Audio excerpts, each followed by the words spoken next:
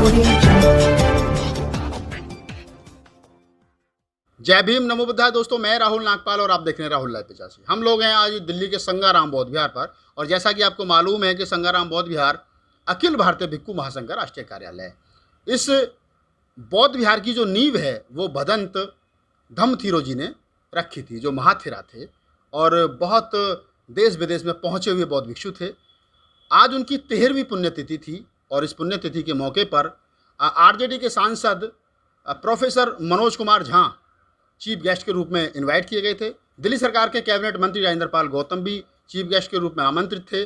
SC/ST सरकारी कर्मचारियों का जो महासंघ है उसके जो सेक्रेटरी जनरल हैं माने KP चौधरी साहब, वो भी थे। नीली क्रांति के राष्ट्रीय अध्यक्ष माने सुरजीत सम्राट साहब थे, और EDMC के commissioner assistant commissioner Shyam SL Baliyan साहब यहाँ मौजूद थे, और क्षेत्रीय विधायक चौधरी सुरेंद्र कुमार। तमाम उपासक उपासिकाओं की हजारों की संख्या में पूरे दिन यहाँ पर आना जाना तांता लगा रहा।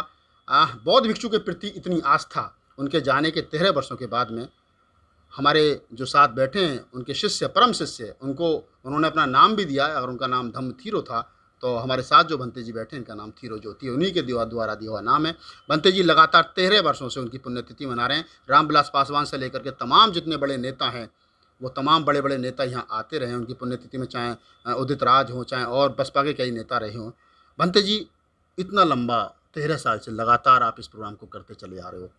इतने सारे लोगों को बुलाना, उनके भोजन की व्यवस्था, पूरे देश के कोने कोने से सारी पुलिस की व्यवस्था कैसे कर पाते हो? ये सब उपासक लोगों का साथ और सहयोग मिलता है। पूरी टीम हमारी बहुत अच्छी है।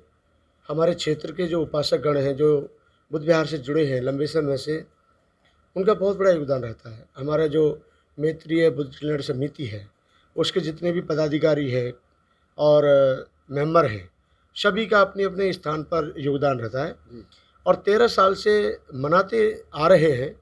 2009 में पहली प्रथम पुण्यतिथि इनकी मनाई गई थी भदंत धम्मथिरो महाथिरो जी की, जिसमें रामविलास पासवान जी और सत्या बहन उस समय SC कमीशन की मेंबर होती थी, यशपाल जी सेंगबो माइनॉरिटी कमीशन की मेंबर होती थी, और उसमें छेरिंग समफेल ST कमीशन के मेंबर होते थे, और भी उसमें अमरीश सिंह गौतम उपाध्यक्ष दिल्ली विधानसभा, और वीर सिंह धिगान, और उसमें कई लोग, चौधरी प्रेम सिंह, क्योंकि चौधरी प्रेम सिंह जी का भंते जी से बड़ा अच्छा लगाव रहा, जो काफ़ी लंबे समय तक दिल्ली में विधायक पद पर आसीन रहे और 2 बार दिल्ली विधानसभा के अध्यक्ष रहे।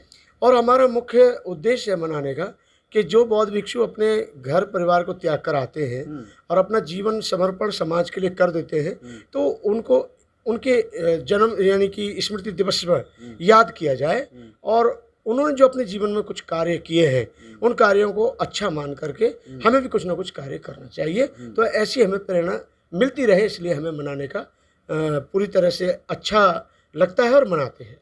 भंते जी, जैसा कि तमाम लोगों को ये मालूम है, उपासक उपासिकाओं को, कि बुद्ध अनुयायियों को, बाबा साहब के फॉलोअर्स को, जो फूले अम्बेडकर ये आंदोलन उस पर चलने वाले लोगों को, कि बौद्ध भिक्षुओं का जो जीवन है वो भिक्षाटन पे चलता है। ऐसे में भिक्षाटन करके इस बुद्ध विहार को संचालित करना, फिर अपने आप को, अपने भी खर्चे, दवाई गोली के, और फिर इसमें 1 साल में इतना बड़ा विशाल प्रोग्राम कर देना, मतलब इतना सारा लोग सहयोग करते हैं, या कैसे, मतलब कैसे हो कैसे पाता है इतना सब कुछ? इसमें मैं ये कहना चाहूँगा कि जो उपासक गण हैं वो बहुत अच्छे हैं, हमसे जुड़े हुए लोग, और उनका समय समय पर तन से, मन से, धन से योगदान रहता है। और आज तक के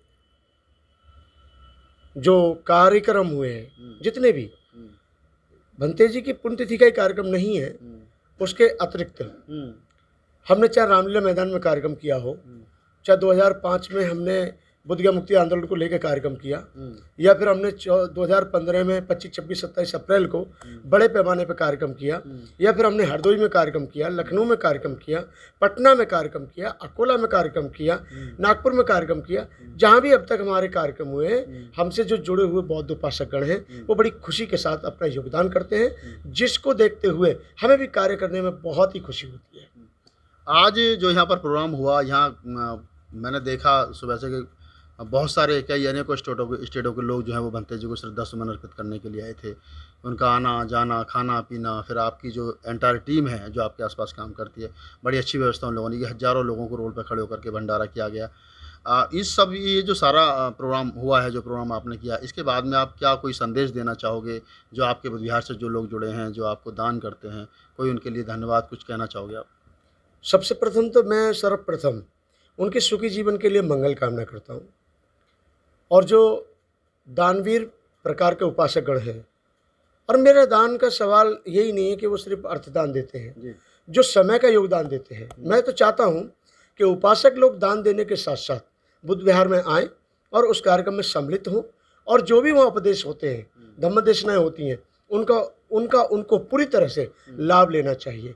लेकिन बहुत बार हम बड़े पैमाने पर कार्यक्रम करते थे राहुल जी, और आज आपके टीवी के माध्यम से, राहुल लाइव 85 के माध्यम से मैं ये कहना चाहता हूँ कि जैसे हमने किताब शुरू की, चाहे हमने कैलेंडर शुरू किया, चाहे हमने जो भी कार्य किया है, जी। हमने अब तक का जो भी वर्क किया है किसी भी प्रकार के रूप में, उपासक लोग हमारे बहुत ही प्रिय हैं। और जब भी हमने कोई उनसे मांग की, हमने कहा उपासक जी कार्यक्रम होगा, तो हमारे उपासक लोग बड़े खुशी से बढ़ चढ़कर अपना समय का योगदान, अपना धम्म का योगदान, दान का योगदान, और अपने यहाँ तक कि सभी प्रकार का योगदान करते चले आते हैं। अभी भी जैसे ये कार्यक्रम हुआ है, मुझे उम्मीद नहीं थी कि ये कार्यक्रम सफल होगा, क्योंकि कोरोना वायरस की महामारी से पूरे देश के लोग त्रस्त हैं और पूरे देश के लोगों में बुरी तरह से माहौल बना हुआ है। जी। अभी भी लोग पूरी तरह से चैन की सांस नहीं ले पा रहे हैं।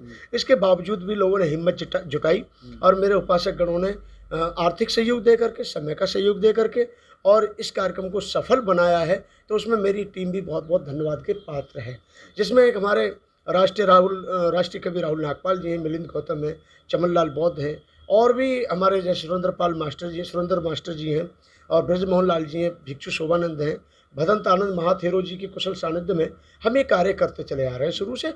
और रात भी हमें कभी ये लगता भी है कि यहाँ हम कार्यक्रम में पीछे हैं, तो वहीं पर कुछ ना कुछ हमारे उपासक लोग अच्छा खासी बातचीत करके हमारा मनोबल बढ़ाते हैं, और कार्यक्रम में कहीं ना कहीं इतना अच्छा साथ दे देते हैं कि कार्यक्रम हमको भारी नहीं पड़ता है। तो दोस्तों, आप थे भिक्षु बीपी थिरोज्योति। मैं भिक्षु थिरोज्योति जी के बारे में बात आपको बता देना चाहता हूँ कि मैं लंबे समय से बंते जी के साथ जुड़ा हूँ। उन्होंने मेरा भी नाम लिया कि राष्ट्रीय कवि राहुल नागपाल, मैं भी उन्हीं की टीम का एक पार्ट हूँ, हिस्सा हूँ। बुद्ध विहार पर अक्सर हमारा आना जाना लगा रहता है, और दिल्ली का एक अच्छा जो बुद्ध विहार है हमारा, बहुत सुंदर बुद्ध विहार है, बहुत अच्छा बुद्ध विहार है, और हम सब लोग बंते जी के सानिध्य में यहाँ सुबह शाम आते हैं और धम्म का काम करते हैं, धम्म की चर्चा होती है। तो ये खबर आप तक पहुँचाने का मेरा उद्देश्य सिर्फ इतना भर था कि ताकि तमाम साथियों को ये पता चल सके कि भिक्खु जीवन कितना कठिन होता है, और अगर उपासक लोग ठीक मिल जाएं और भिक्खु के शिष्य ठीक हों, तो भिक्खु परिनिर्वाण के बाद भी हजारों साल तक, सैकड़ों साल तक जीवित रह सकता है। बुद्ध के बताए हुए मार्ग पर चलने के बाद में, अगर बुद्ध की बताए हुए पंचशील, अष्टशील, जो शील भिक्षु के लिए दिए गए, अगर भिक्षु वास्तव में शीलवान है और उसके शिष्य अच्छे हैं, तो उसको हमेशा स्मरण, उसकी स्मृति दिवस पर किया जाएगा। तो आज का वीडियो आपको हमारा कैसा लगा, इसको बताइए और आगे बढ़ाइए, कमेंट्स कीजिए, हमको राय दीजिए। आपने मेल मुझे ज़रूर कीजिए rahulnagpalofficial@gmail.com पर, और हमारे चैनल को सब्सक्राइब कीजिए। मैं राहुल नागपाल, कैमरामैन CL बौद्ध के साथ में, संगाराम बौद्ध विहार, दिल्ली।